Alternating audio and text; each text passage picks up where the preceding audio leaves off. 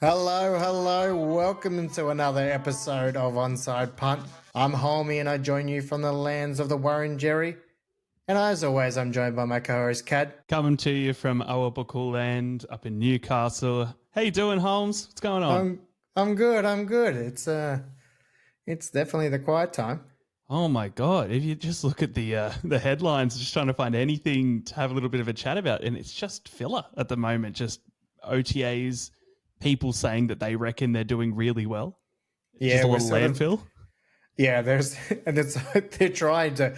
I saw a critique of just some passing the other day of Caleb Williams as well. It's just like slamming him. He threw 9, 3 were caught. Good on you, everyone. That's what's happening. Obviously, it's a true reflection that he will be terrible this year because of those 9 passes. Yeah. Training doesn't help anybody. No, not at all. No reason why he's never stepped into this team before. It's just ridiculous. And yeah, half of it's people going, oh, I think we're going to have a great defense this year. He reported this while on the sideline with his defense. Of course he does. Why are you wasting our time? I know we're hungry, but I did see some positive news that it's 13 weeks since the Super Bowl, 13 Sundays. That means there's 13 Sundays before the next game. Oh, we're halfway, are we? We're almost there. We're almost there. Fantastic. I did see a little teaser from Scott Hansen from Red Zone. It got me quite excited. He's like, that was the one I was referencing. It was so good. So good. I miss Scott. He was a real good friend, wasn't he? But he doesn't know it's Mondays for us, so I've got to reach out to him and let him know. But we'll let him off the hook. He's a good friend. He does a lot. Old Scotty boy.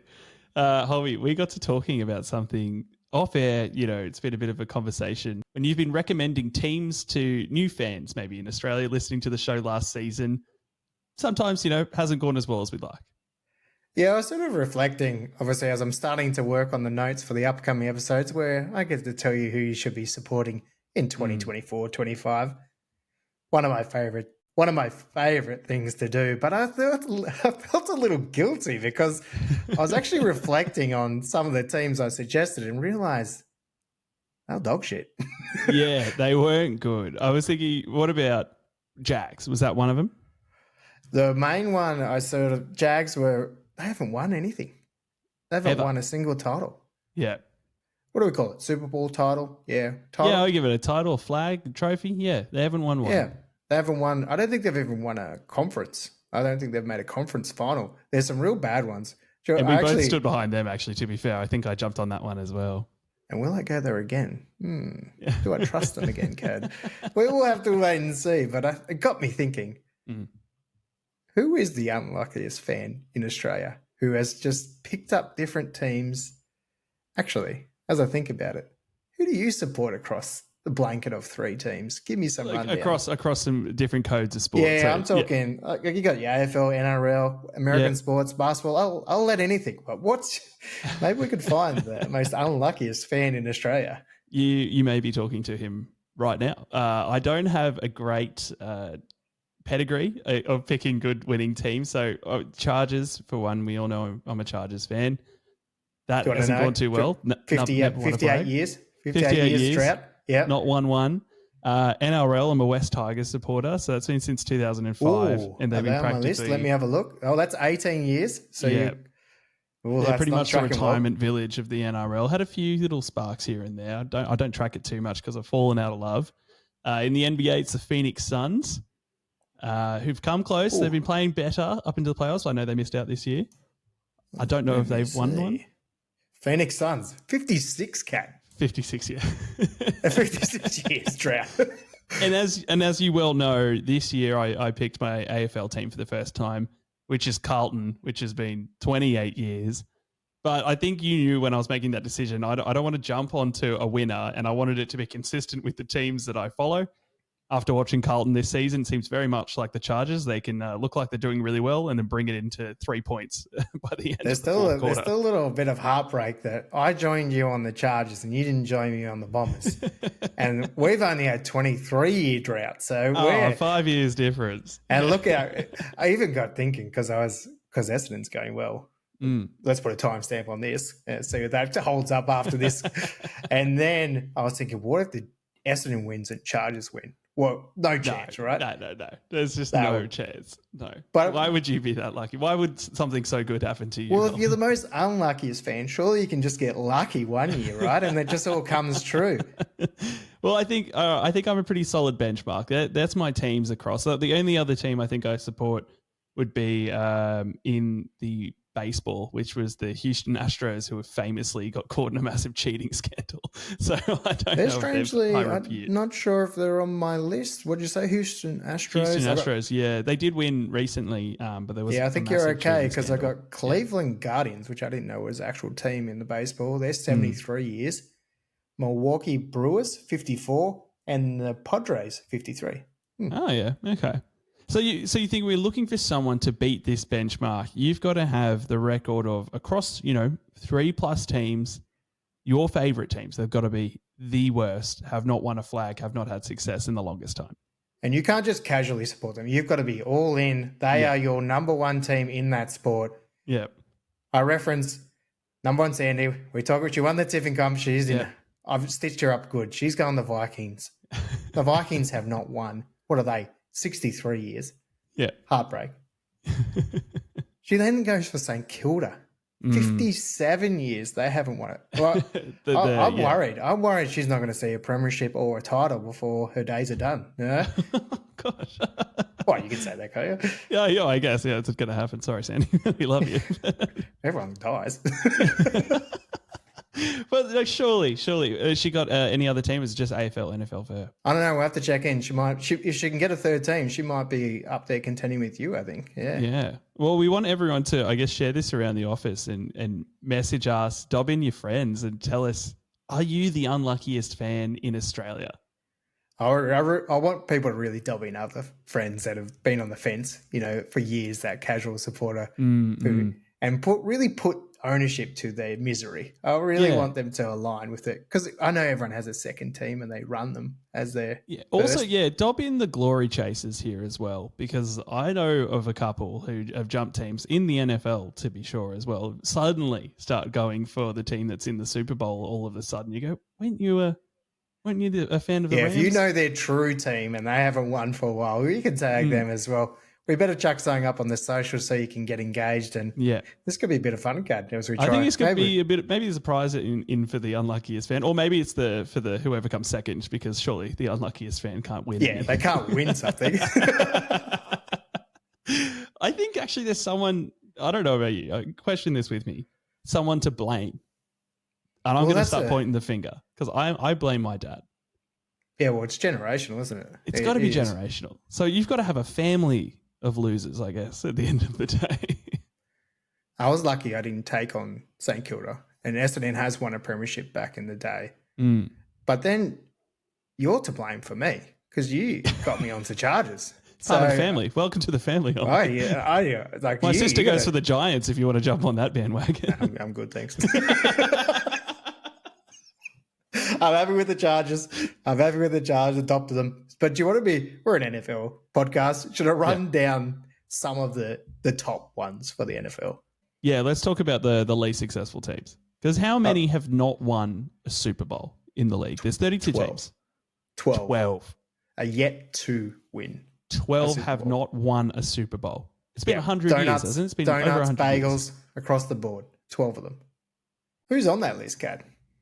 Yeah, it's an interesting one. And tell me if anyone surprises you here. I'm assuming they won't historically, but we've got the Bengals, the Bills, the Browns, Cardinals, Chargers, Falcons, Jags, Lions, Panthers, Texans, Titans, and Vikings. Now, interesting list. Anyone shock you from that?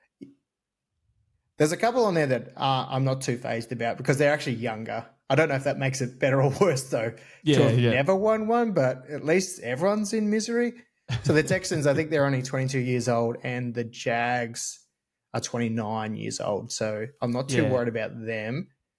The Chargers technically are younger, but they're pretty old. But it's that vintage ones, the Lions, 66 years. Yeah, like, that is tough. It's brutal. Browns, the Bills, we know, years. famously, the Bills have come so close so many times. Yeah. Or if you want a good documentary, watch the one where they make 3 or 4 Super Bowls in a row. 4 maybe, yeah. Yeah, and lose them all.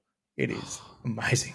It's not a very happy documentary, but I think it's this good. year you've got exciting teams here. You've got Texans, they're on the up and up. Lions, we know, are on the up and up. It's kind of where you worry about teams like the Jags, where they were meant to have their up and up the last 2 to 3 years, and that really hasn't kicked into gear yet. The Bengals, is the window closing, that type of thing. And if you're getting bullied, I reckon, as a fan of, say, the Jets or the Giants, to my sister, or the Commanders even, they've all won titles. So you can't complain. If you're someone on that other team and you haven't won these titles, you need to back yourself here and say the Giants have actually won 4. It's pretty good. I do like, though, that America's team haven't won for 28 years, the Cowboys. That does make me feel good, yeah. You think they've had success, and then you realise they haven't recently. So since 1995. They're as much pain as you, the Texans, and you, the Panthers.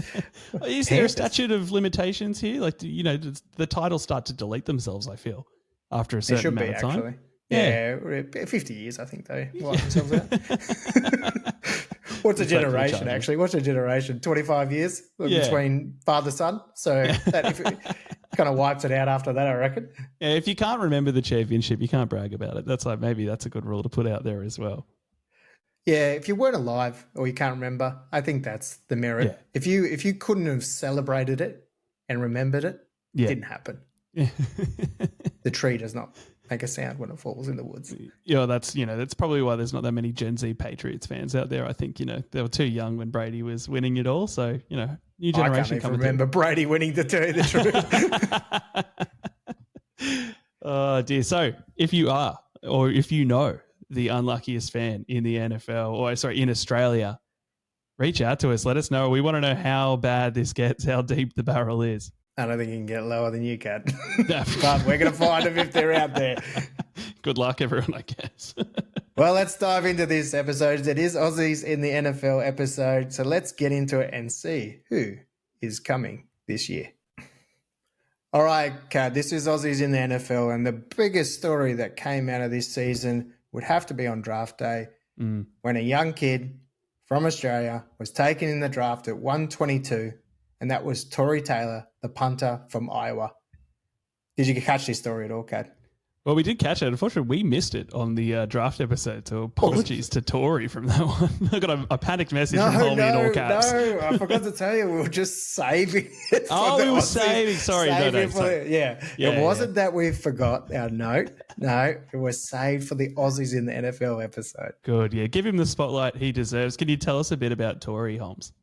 You may or may not have heard the name Tory Taylor, but after this season, you'll hear it. It'll be a common name across Australian households and the NFL world. He also etched his name in the history books as Iowa's first ever Ray Guy Award winner. If you're not aware of that award, that is the one, it's basically given to college's best punter. So one there's by a good many list of Australians on that if you ever want to go check it out. Yeah, we've got a strong showing.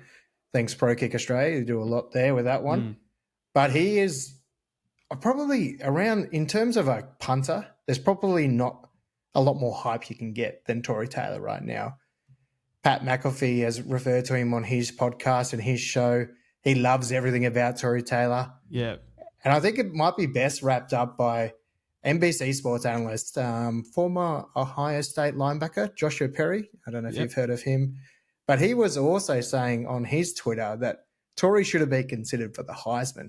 That's how well regarded he was. That's how good he is. Wow. Yeah. Well, so I thought where his draft is at, 122nd overall. It's pretty damn good for a punter. It is. It's since Mitch Wisnowski was drafted back in, I think it was 2016, maybe a bit longer ago. I can't quite get off the top of my head. He's definitely been. It was one of the highest. He's gone in the fourth round, I think. Yeah. Yeah, to be taken in the fourth round is, for a punter, first specialty teams player as well to be taken in the NFL draft 2024. Yeah. Gives you an understanding of how good they think he is as a talent. So he's obviously gone to the Browns. He's obviously gone to the Bears. And he turns up to a team that, it's an exciting team, but I don't think... It's the hype team of the draft, yeah. I don't know if Caleb Williams is overly happy that he was coming because they had a little text exchange on draft day, Cad. Oh, really? What did he say? He said, I hey, you're not going to punt much this year. Oh. Yeah, well, we'll see. Yeah, when you get into a bit of trouble, Caleb, and you've been, throwing 3 out of 9 balls at training, you might need a punter to save you, but I'd become best friends with that guy. He's going to win you games. And by all reports, Tory's a top bloke as well. He does a fair bit of charity work, a couple of organisations that he's passionate about, and he's going to be a prodigious talent throughout who warrants selection at this high. Obviously, number 122 in the draft as an Australian punter, it's unheard of, and he deserves it as well because he's going to be a great one. And I imagine we'll see a few Tory Taylor jerseys rolling around because he'll be. I feel like he's going to be a fan favourite and an Australian favourite too, Cad. The way punters win over the fans is generally by laying a tackle down. I think that's the instant way to put it. Well, he's big enough. I think he's 6'4". I think he's a big boy. I'm pretty sure he is. And he's got a bit of muscle behind him. I reckon he might clean up a few, but he won't need to because his foot will do all the talking. That's it. Especially with the different rules coming in and this season, I think he'll change the game as a punter. Awesome, man. All right. Why don't we move on? After giving the spotlight to Tory there, well deserved. Let's talk about the players that are in the league. You might know, you might not know who's kicking around from last year. We did have a couple of, remember last year we did the episode, some additions that were just coming in, but let's get through them right now. Going over to Mitch Wisnowski, as Homie just referred to, Big Mitch, Perth tradie. He's gone on to have unreal success as a punter for the 49ers. You may recall this time last year we spoke to Chappie from Pro Kick. And at that time, I think Homie was heading over to OTAs to go work with Mitch, do a bit of training, and he was going to learn from the coaches as well. Next thing you know, we get a message. He's getting invited to go watch Mitch in the Super Bowl, which is unreal to come so full circle. I know we noted it on the show, but that's a cracking moment. He was so close. Yeah. Oh. You've got to be the second Aussie to win a Super Bowl. It's only 3 points. And to be and play in the Super Bowl, a winning Super Bowl. There's a hope that he'll come back again and get the same opportunity, but this game is vicious. But we hope for Mitch that it can roll on again and we'll have an Aussie in the Super Bowl. Yeah, if you have to be anywhere, it's not a bad spot to be. Who have we got, Homie? Who have you got on your side? Well, I got Lou Headley again, a big name from last season, iconic character, kind of that tradie look. The sort of iconic Australian tattooed character, but he's going to have some competition this year because we'll get down to a bit later, but he's got an Aussie coming his way. There could be 2 punters at the New Orleans. So 2 Aussies are punting together. Yeah, so there can only be room for 1, unfortunately, usually. So we'll have to commit to that one, but they definitely want an Aussie, so that's a bonus. So, that's a win. That is a huge win. All right.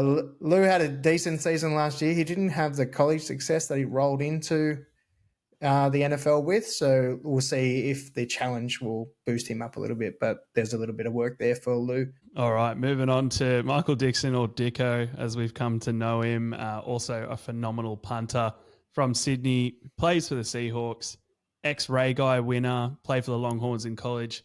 He's been in the NFL for a while now. And I just saw, I think it was end of last year, he achieved the second highest punt average in NFL history, which is pretty incredible. Yeah, putting himself in the books.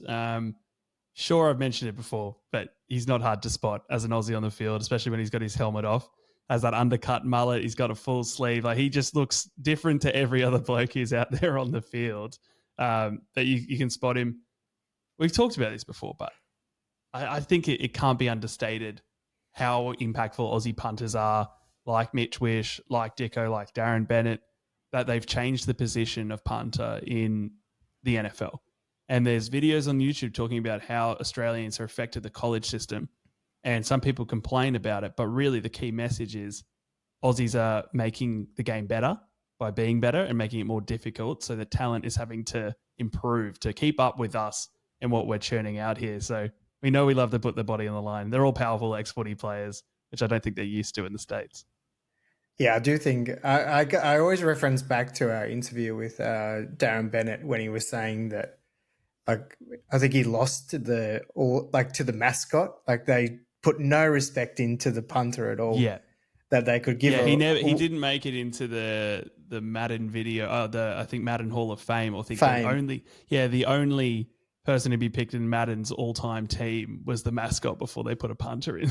Yeah, and it was just like to evolve it now to, because it's important. I like Darren Bennett when he said there's not a lot of other times in the game where you on purpose give it to the other team. It's the only transition in the game where they purposely kick it. That's when kicking takes effect. And to understand that, that's where field position comes from. A good punter will beat out every day of the week.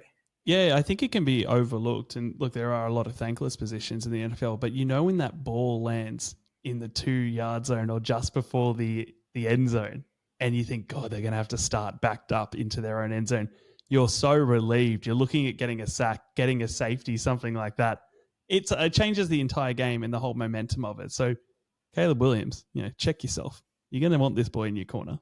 Yeah, you want that other QB starting in the end zone. Yeah, right? exactly right. That's the pressure of the game right there.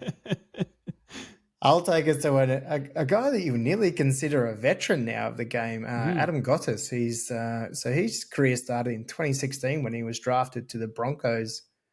He's now with the Jags. He's been there for a couple of years, and he'll be there for another, at least one, I believe, and maybe free agency next season. We'll double check into that when we get any updates. But he'll roll around again for the Jaguars at defensive end, and he's a beast.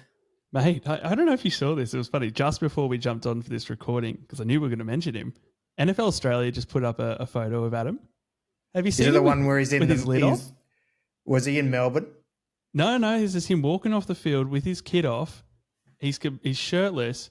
The man is inked. You wouldn't even know he's shirtless because it's just all tats. He looks like a scary dude. I'll put a post up on the YouTube video as well. The man looks like a monster. Or go and check out the NFL Australia page.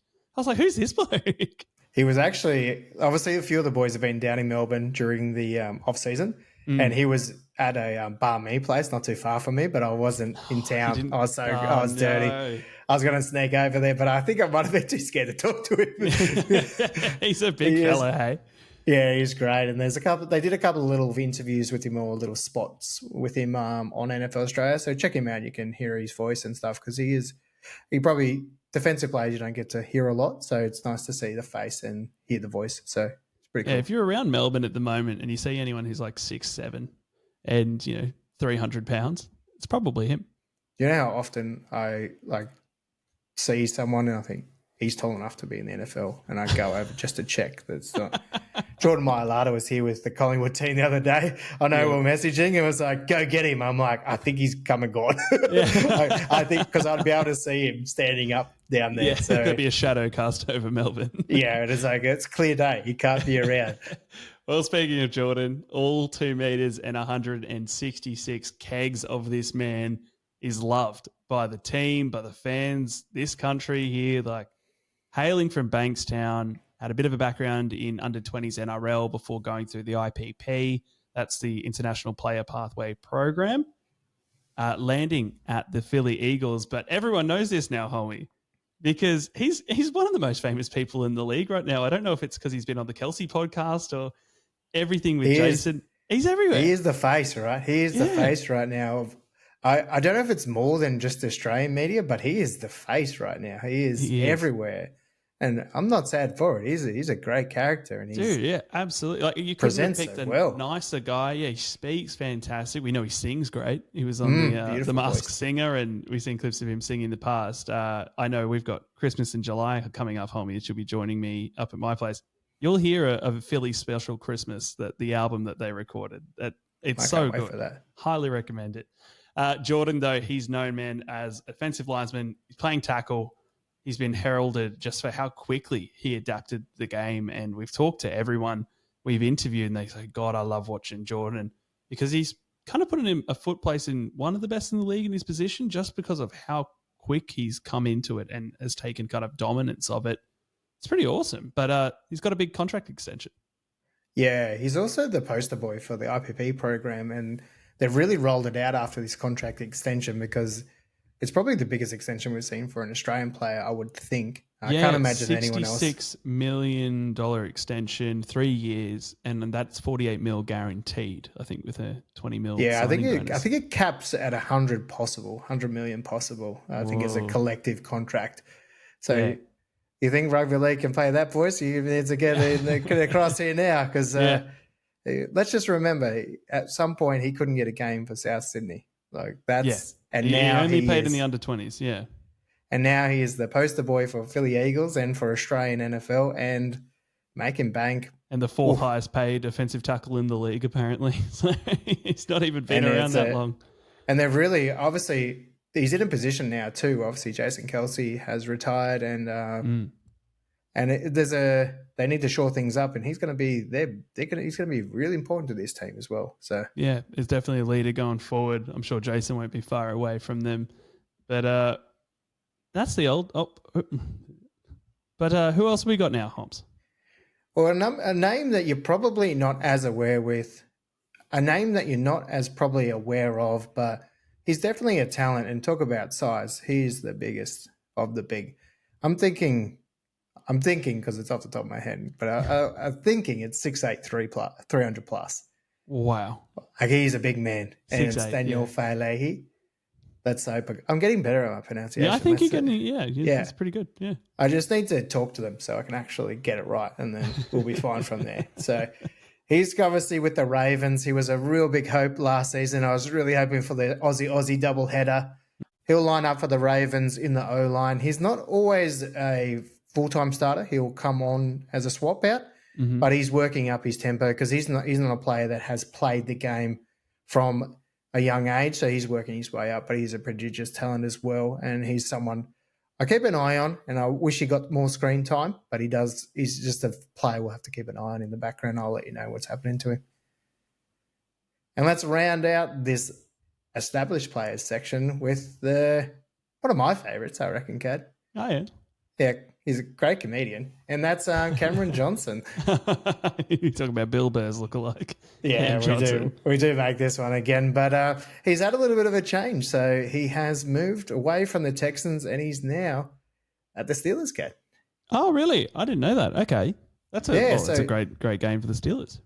Well, he's actually joined them on a 3-year deal, which for a 32-year-old is really good for a punter, especially.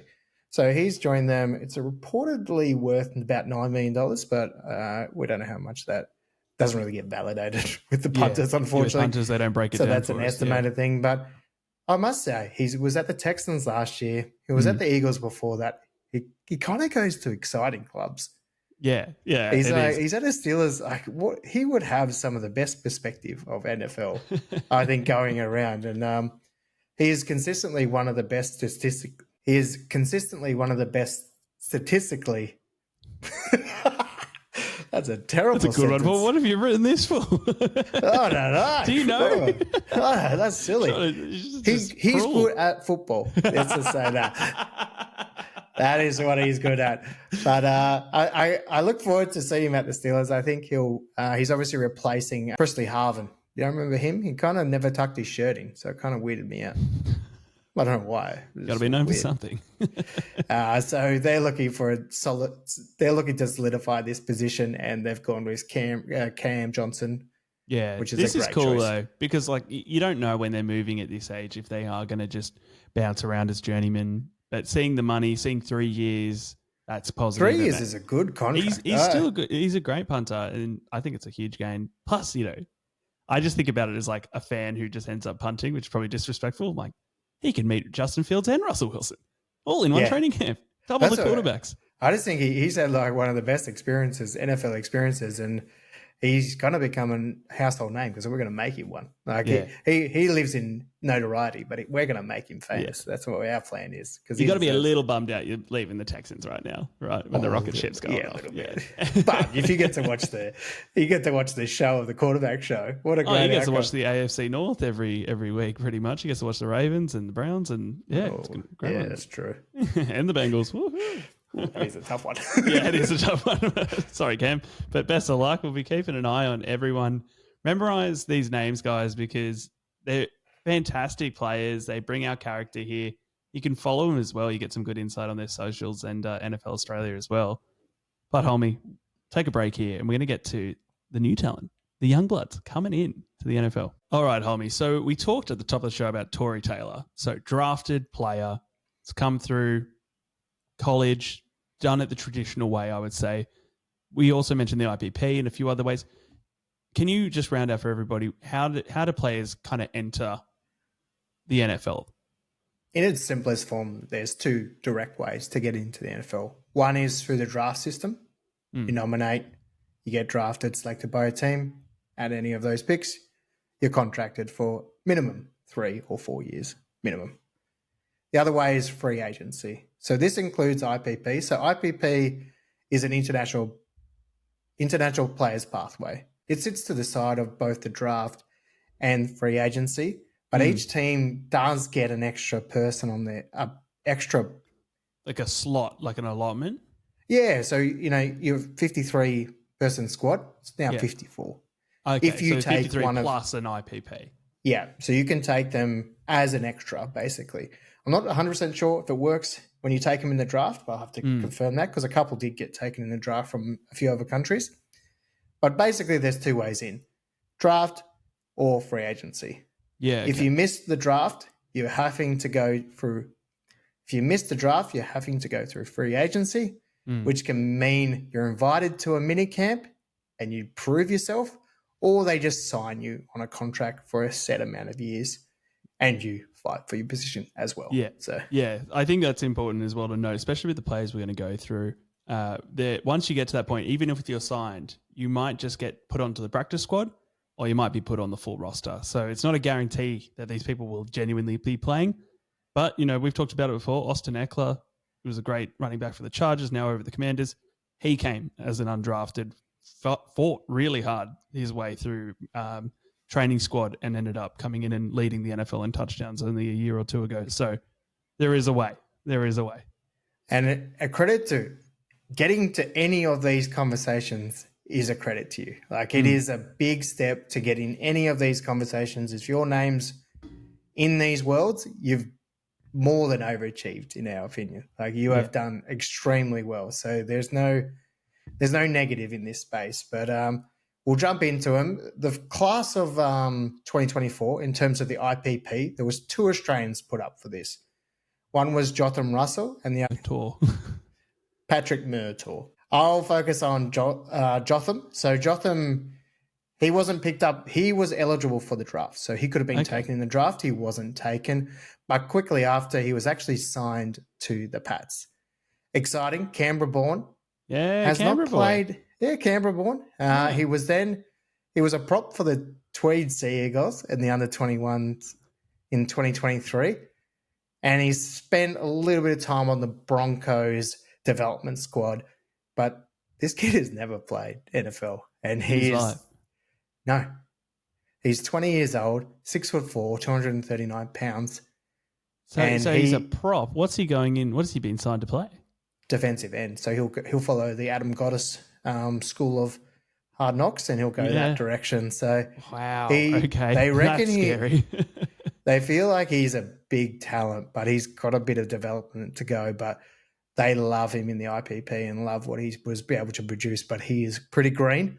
Yeah, but he's at the Pats. He's on a 3-year deal. I'm pretty confident it's a 3-year deal at the Pats, and it's exciting to see what he can do there. So that is exciting. That's a name to watch. God. Defensive end. I do like it when we take a defensive end. It's good. It's aggressive, but he's going to have a bit of a shock trying to get around a 300-pound man. It would be a intimidating job, right? Oh yeah, hugely. I just, you don't see him that big. All right. As Hobby said, Patrick Murtaugh, we've been tracking him for a bit now. I feel he's been on the radar, but he's been signed by the Jags and he plays tight end, Tommy. An Aussie with the potential to score a touchdown. Like, just so excited to see, some diversity. We love our punters, but yeah, let's put someone in a skills position. I thought it was, I was so excited, and I don't want to jump ahead because there's another one. I know there's another one. There's another one. But we've been talking a lot about how good it is to see different position players because that's where we'll get that real insight. And Patrick, he has been on a little bit of a tough journey. So he was actually selected last year by the Lions. Yeah, that's right. Yep, but then got injured. So he was automatically cut. So he had to work his way back through the IPP again, second year, and it's been picked up by the Jags, and he'll join Adam. So a little Australian vibe there. But how exciting is to see ex-AFL player too. So a little bit of difference there. I looked this up too because, AFL is not my strong suit, but I think development squad for the Gold Coast Suns didn't quite, I don't think, made it to a game, but he's also a former decathlon champion, which is pretty much, every athletic event you can do. So no doubt this guy's a stunning athlete. Not sure if we'll see him play straight away. They're all green when it comes to coming into the NFL. But as you said, he's with Gotsis. I think I read somewhere today that the Jags owner, or that the Jags selector used to be in the IPP and used to be a talent scout there. So I think he's got a bit of a love for the talent from Australia, which is cool to see. Yeah, I think there's a big push from the IPP getting players in, and obviously Jordan Mailata is showing everyone what you can get out of this program, and they're picking them up because they're excited by what they can produce, and get it for free. Well, moving on to the one we just alluded to, Thomas Yasmin. The Broncos took him on a 3-year rookie contract. Another tight end. Amazing. He's a rugby boy from Scots College in Sydney and decided to go to the NFL over a rugby league team, though he did have some offers apparently. Played in college, though, in Utah. Caught a touchdown in the Rose Bowl, which is quite an achievement. That's a very heralded game in college football. So he's got to outperform, I think, Adam Troutman, the current tight end of the Broncos. He used to be under Sean Payton at the Saints, so that might be a little bit of a hard relationship to crack. I think also Greg Dulcich, but they've got injuries. They've had a good injury history, so he could get his shot. We'll be keeping an eye on him, but it's kind of just thinking, as you said, Homie, it's great to see these different skill positions just to show Australians now when the NFL academies are now opening, Gold Coast and the Sydney training camps coming up, you don't just have to be a punter to get into the league in Australia. You don't just have to be a big boy and a linesman. If you're quick, you've got good ball skills, which we know our country is full of those players. Come on into the league. Will we see a quarterback one day, homie? I don't know, but that's the dream. That's the ticket, isn't it? So can we get a quarterback? That would be hard to even think. Well, I can't even imagine how it had happened. But yeah, I don't even know how many Canadian quarterbacks have been in the league. I'd be interested to have a look at that because that's as close as they're probably getting. I'll tell you, by the time the Chargers get a title, we'll have an Australian quarterback in the NFL. Never. I do think Yasmin is an interesting story here. So obviously he went through the college system. So he was ranked in the top 20 tight ends prior to the NFL draft. But in that Rose Bowl you referenced, he actually got injured. So he was knocked, put a question mark over him. But he was impressive when healthy in the Utah Pro Day. And I reckon the Broncos have got a real good talent here. So he's definitely one for us to watch. Oh, I'm so excited. I just want to see a reception from an Aussie. That's all. That'll make my year. I'll be so happy there. So another one out of the Pro Kick Australia system, Australian punter export Matthew Hayball.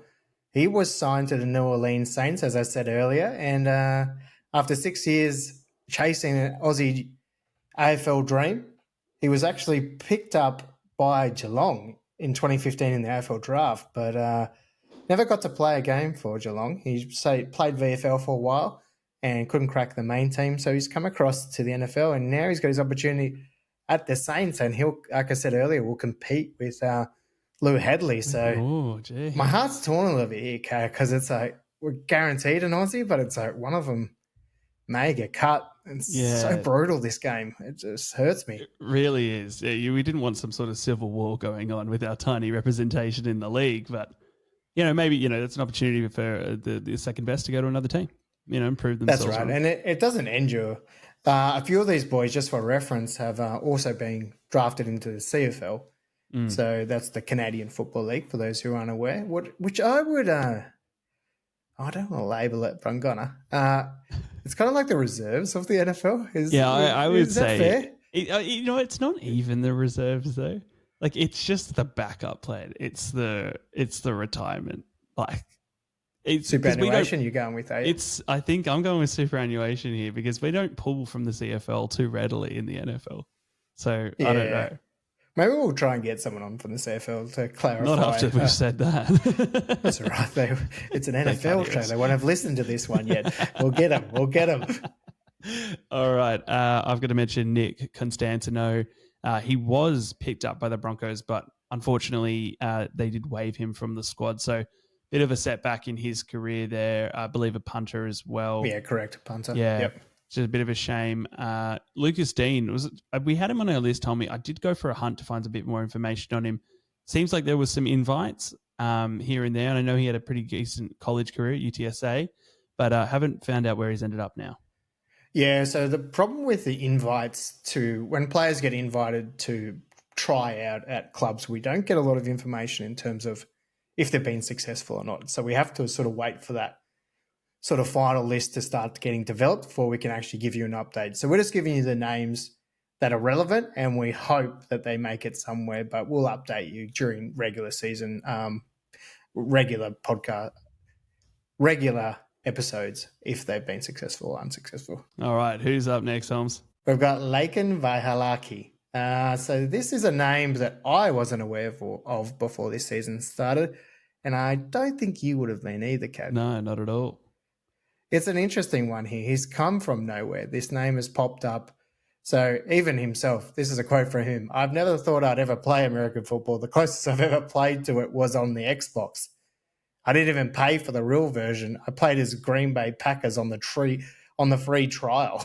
So that he is as aware of NFL as we were. Yeah, he's about as much as a football player as you are. Yeah, but he is a rare talent. He's a 6'5", 318-pound, 21-year-old cat. Hailing from Brisbane, Australia. And he's still growing too. 21, you can still be growing, and he's 6'5". It's scary, isn't it? Holy He God. talks about like people can play any position before, and I was like, it's a bit sizest for some of them. I don't think you can get under 6 foot for a few of these positions, but he's also got a wingspan of 83 inches. Yeah, wow. Yeah, that's scary. But he has signed for the Philly Eagles, so as an undrafted free agent to develop in their O-line. So this could I think be... you've just found a specimen and just develop him. It's interesting because he has really not played sport for a while because he went on a mission service in Wellington, New Zealand. So that's where he was found. So they've sort of found him when he was on a mission. They've got him from the same pathway as Daniel Falehi. Mm-hmm. So this is just one of those rare talents, one of these rare athletes that they're just going to develop and try and make another Jordan Mailata. Yeah, it could be scary for the Eagles. I'm looking at a photo right now of them side by side, and they look exactly the same build. It just shows, and one's 21. Come on. You know when someone's so obscure that they were using a photo from his Facebook, the team, Philadelphia Eagles, and then they had to take a photo for him to have a profile photo. He's come from nowhere. They're digging for gold. I'm excited because that's the rare kind of stuff that becomes story and legends. And he's got no social imprint at all, and he will be, based on that, he'll be a major success. So yeah, guaranteed. Yep. We'll just have to wait a couple of years, I think. All right, one to round us out, which I think I'm most excited about, and probably you will be after I tell you this, Kat, if you don't already know, but former USC punter Ben Griffiths. Now, you may know that name, AFL listeners, because he is a former Richmond Tigers player, 2010 to 2017.